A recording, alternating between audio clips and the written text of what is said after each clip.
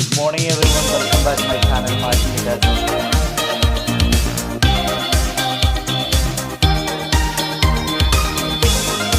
Market your list right. Now that you have figured out your payload content, the next step is to understand what kind of giveaway you're going to have to use to get people to sign up for your mailing list. In an ideal world, people can see the value you bring to the table. They only need to look at the content you share as well as the crucial information they get from your premium content. They see this premium content and they see what you're about, what you have to offer, and why it's such a good idea to sign up to your mailing list. Unfortunately, things don't work out that way. Even if you have the very best blog posts and articles on your website, people still need a push to sign up to your mailing list. This is where incentives come in. You're going to offer free, high-quality premium content, but you're going to repackage it in a way that people would appreciate. Maybe you put in a book. Maybe you come up with some sort of cheat sheet or resource sheet. Or perhaps you can strip it all down into a booklet or even convert it into software form. Whatever the case may be, this premium free giveaway content is going to act as an incentive for people to join your mailing list.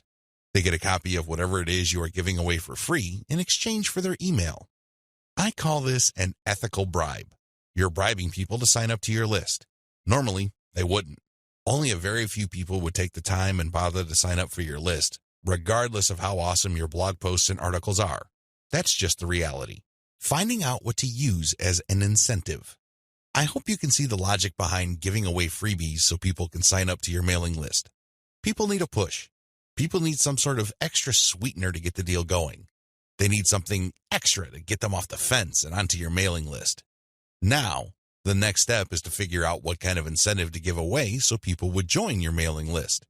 The good news is, you don't have to start from scratch. You don't have to take wild guesses. You don't have to take shots in the dark.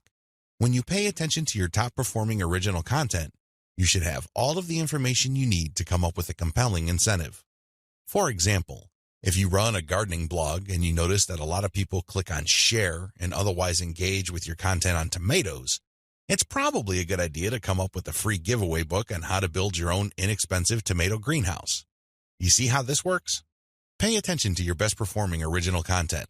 Look at the questions they answer and look at the questions they fail to answer. This way, you can use your popular content as a launching area for your incentive content. You let your readers know that if they need more information, and they will because the content that they're enjoying are missing certain items, they should click on this link. That link, of course, is your squeeze page. The squeeze page advertises your giveaway and lists out the reasons why people would want to download that giveaway. It's pretty straightforward. You're just offering premium content that your other freely available content is already pointing to. They're pointing to that content because they don't contain that material. They do a good job of building credibility and authority.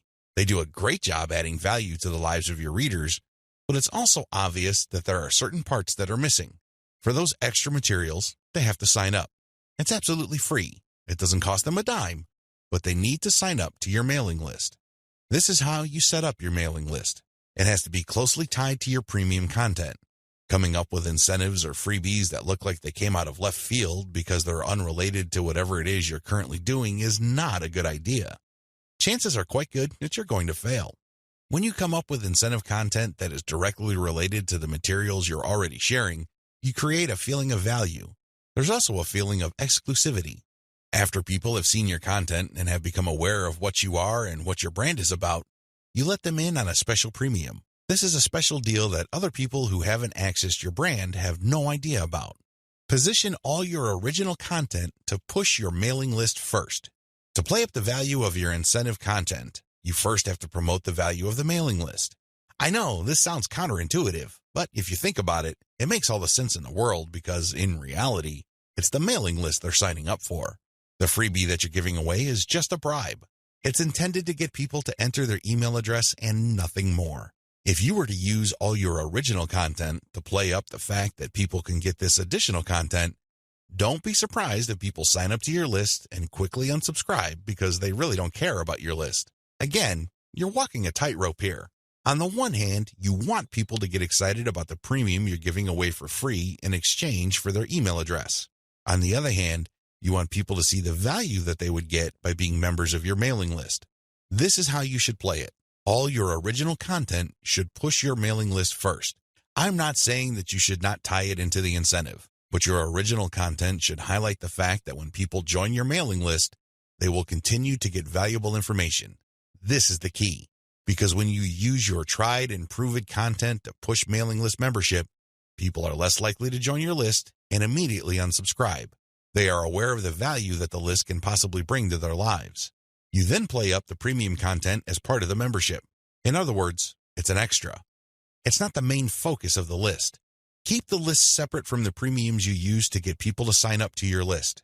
I hope this is clear because you want to play up the list first, but it must be obvious that you are using the premium content, whether it's a free book, a booklet, a cheat sheet, some sort of pre-recorded video, or something else, as a means to get people to make a decision. That's the bottom line. You want the incentive to push people to make a decision to join your list, but all your original content, and your website by extension, should push the reader to see the value of being a list member. A lot of social media marketers completely blow this. They think that it's all about marketing the incentive. Well, to continue with the example I raised earlier, what happens after you get people to sign up to your list in exchange for the greenhouse guide? That's right, nothing. Why? You played up the value of the greenhouse guide to such an extent that people are clueless as to what other value they would get from your mailing list. Indeed, don't be surprised if people start reporting your list as spam after you start sending them updates. They were so focused on getting the free book that the updates from your mailing list completely took them by surprise. This happens all the time because of faulty messaging on your blog or website. You cannot afford to play the game this way. You worked hard to pull all this social media traffic to your site. You spent a tremendous amount of time, effort, and resources to build a solid brand. Unfortunately, you're dropping the ball if you market your mailing list this way. You must sell the list first, but the incentive must be used to push people to make a decision. This is the proper order of priority. Anything else will fail. Set up your squeeze page for maximum social appeal. As I mentioned earlier, you should use your content to push your mailing list. You should use your content to upsell your squeeze page. But this doesn't mean that you can get away with badly designed squeeze pages. It's not going to cut it.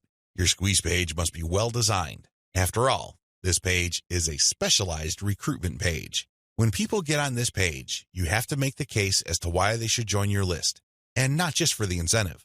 While the incentive takes a big chunk of the real estate of a squeeze page, you should be clear about the fact that people are signing up to your list. With that said, you have to make your case. Why should people bother with your updates? Why should people stay on your mailing list? What kind of value would they get? Remember, people are always asking what's in it for me. Your squeeze page must answer that question effectively, clearly, and powerfully. Your squeeze page must be well designed enough to be able to make that connection, while at the same time, it must be easy to market on social media. Maybe you should have a graphic on your squeeze page that can be easily posted on Pinterest. Maybe you should have a video on your squeeze page that can be easily shared on YouTube. There are many ways you can go with this. What's crucial is that your squeeze page must be social media ready. At the same time, it should also do a good job of recruiting people. Set up the right confirmation page. When people join your list, thank them and make them feel welcome. You also have to clue them in regarding the content they should expect to receive. Make them feel that they just did the right thing. Make them feel that they solved a major problem. Not only do they get access to the digital freebie you're giving away, but they're also going to be receiving valuable information regarding a particular topic that they have problems with. This is how you sell the list. Simply hyping up and over-promoting the premium is not going to help you convert social media traffic into cash. That's just not going to happen. You have to sell the list. You have to build trust in the list. Unlock the power of repurposed content. I've already described this in an earlier video, but this topic is so important it deserves its own standalone video. When you create original content for your blog or website, you already know that this content has some sort of traction in your niche. You already know that there is a significant amount of demand for this particular type of content. Not only did you base your decision on the social signals of your reverse-engineered competitors' content, but you're also picking out content choices based on your own statistics. In other words, you're basing your best content on tried and proven material. You're not taking shots in the dark. You're not taking wild guesses. You're not crossing your fingers and hoping that something sticks. Instead, you have based your decision on what actually works.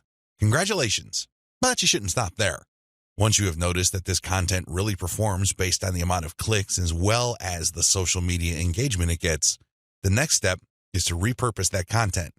turn them into other types of content, and reshare them on platforms that specialize in those content types. For example, if your blog post is getting a lot of retweets and clicks, you might want to strip the blog post into questions. This isn't all that hard because if you look at any type of content, it consists of answers to questions. The questions may not be obvious. The questions may not be plainly stated, but the content is meant to address certain concerns. These concerns can be reworded into questions. Strip your most powerful and best performing content into a series of questions.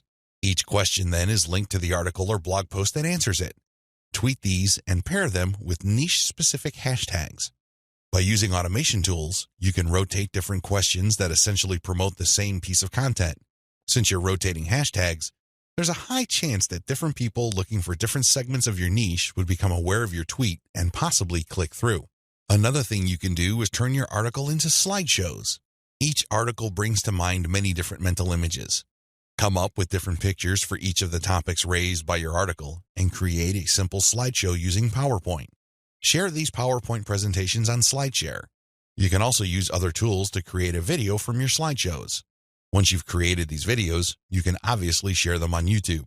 Alternatively, you can look through the issues you raised in your blog post and turn them into infographics. Infographics are essentially stripped-down graphical forms of articles or blog posts. They focus on the most important points you raised and make them easier to understand by the viewer by converting them into pictures. Share these infographics on Pinterest. Finally, you should make sure that all your blog posts or articles have a nice header picture. This way, when you load the link on Facebook, a nice preview shows up. It grabs eyeballs and people are excited to share the content. On Facebook, you have a wide range of content formats to choose from. You can share links, videos, infographics, photos, diagrams, and even audio files. After you share materials on your Facebook page, you should then get the link to that post and then share that Facebook page link in Facebook groups that cater to your niche or a related niche. This is how you unlock the power of repurposed content. If you play the game this way, you spend less time creating content and more time promoting. Promotion is the name of the game. You may have great content, but it's not going to do you much good if people don't even know it exists. For every hour you spend creating content, you should spend 10 hours promoting that piece of content. This is how you build up a successful mailing list. This is how you create a solid brand on social media. Start with powerful content, but create different versions and spread it on many different social media platforms. Use automatic content sharing. Before I get into content sharing automation, I want to highlight one other important reason why you should repurpose your content. If your audience members keep seeing that you talk about the same stuff over and over again, chances are you will lose them. People want to hear new stuff. People want you to explore other related needs of theirs. They don't want you to basically keep recycling the same stuff over and over again. Unfortunately, that's precisely the kind of risk you're running if you simply focus on giving people more of the same successful stuff. You know that a particular content theme works. You know it gets a lot of engagement. You know that it draws a lot of clicks. It's perfectly natural for you to want to keep recycling that same theme. Don't do it. Focus on the very best way to present that theme and stick with it. Just do it a few times, but focus more on repurposing. This way, when people get into contact with your content, they can see that you are talking about something that appeals to them, but in different formats. They are more likely to pay attention. They're more likely to click through. They're more likely to share. Keep this in mind when it comes to repurposing. Don't think that Video 11 is completely optional. It isn't. You want your social media feeds to consist of highly successful content as much as possible. It really would be a shame to figure out what works, only for you to get lazy and just focus on text content. I'm sorry to say it, but text content can only take you so far, which brings me to content sharing automation. Since you're going to be sharing a lot of content, and much of this content being third-party as well as original and repurposed content, you're probably going to have your hands full if you decide to do this manually. First of all, since you're going to be covering many different platforms and sharing different formats on those platforms, you have a lot of forms to fill out over and over again. Sure, you may have created an account, one for each of those platforms, but submitting to those places requires you to fill in forms. Posting on Facebook involves form filling. Now, if you really don't have that much content to share, this should be barely manageable. But if you're looking to maximize your visibility by publishing on your social media accounts several times a day, you need to automate. Unfortunately, simply plugging in information into content publishing tools is not going to do you much good. You have to know when to publish. Believe it or not, the vast majority of your target audience members check their Facebook, Twitter, Pinterest, and YouTube accounts within a certain block of time every single day. Post outside of that block of time and you miss the eyeballs of the vast majority of your audience members. Sounds good so far, right? Well, here's the problem. Different audiences have different time preferences. How would you know? This is where experimentation comes in. First, you're going to have to share your content randomly at different times of the day. As much as possible, share content every hour. Set your content automation tools to publish every hour. Let this run for about a week or two. After the experimental period is over, check your stats. Facebook Insights, for example, will tell you when most of your page fans checked out your content. Armed with this information, you should set up your automated software to publish your content in a cluster to fit those optimal times. For example, in the experimental stage, you're publishing one piece of content every hour. That's 24 pieces of content spread out over a full 24 hours. After you checked Facebook Insight, it turned out that 80% of your content views actually take place between 8 a.m. and 5 p.m. You then take those 24 posts and compress them within that 8 a.m. to 5 p.m. window. This is how you publish in clusters. Forget time blocks outside of that time frame. This way, you maximize your chances of the right eyeballs seeing your content. Special notes for Twitter. If you're going to be publishing on Twitter, republish your content many times during the day at the most optimal time frame. Facebook Insight already told you that your content is being viewed within a specific time frame. Chances are your Twitter fans have the same social media viewing habits. Stick to that time frame. Now, here's the secret. Set up your automated content publishing tools to tweet out your best content many times during that time frame, but you also have to rotate different hashtags. This way, you can reach different people looking for hashtags that are related to different subsegments of your niche. Special notes for Facebook. When publishing to your Facebook page, don't hesitate to publish original content that you have published before. Try to avoid publishing only once. Instead, you should sandwich or schedule this republished successful content in between high-quality, curated content. This way, people get more exposure to your best content. Once they click through, you get yet another chance to recruit them to your mailing list. Remember, when you share high-quality third-party content, you're not getting the traffic. You're building credibility, but you're not getting potential list members to your squeeze page. That's just not happening. When you share your own original content, you get a chance to recruit them to your squeeze page. Keep this distinction in mind. This is the reason why you should republish your most successful content by interspersing it with top-rated, curated content. Scale up your targeting. When you're publishing on Facebook and Twitter, you can use hashtags. This is definitely true with Instagram. Regardless of the platform you're on, make sure you play around with how you categorize or tag your content. In any niche, there are many different tags available. Experiment with these. See which tags get the most attention from the social media platform you're sharing a piece of content on. Of course, you're not going to find the magical combination of hashtags overnight. That's not going to happen. This is one of those things that you're going to have to find out by doing it over a long period of time. Still, when you run these experiments, a pattern should emerge. Sooner or later, you would discover that certain hashtags produce a lot more results than others.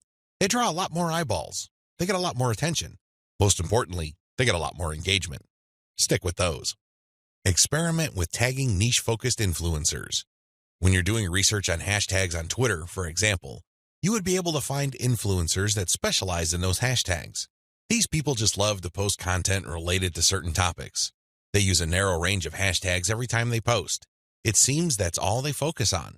Find these people. Look at their content. Are people retweeting them a lot? Are they getting a lot of love for their content? Do they get a lot of engagement? Are people responding via Twitter? It should be fairly easy to see which accounts are influential in your niche and which aren't. Don't just focus on how many followers they have. Instead, look at the total amount of engagement they get, and also pay attention to the ratio of followers they have to the number of accounts they follow.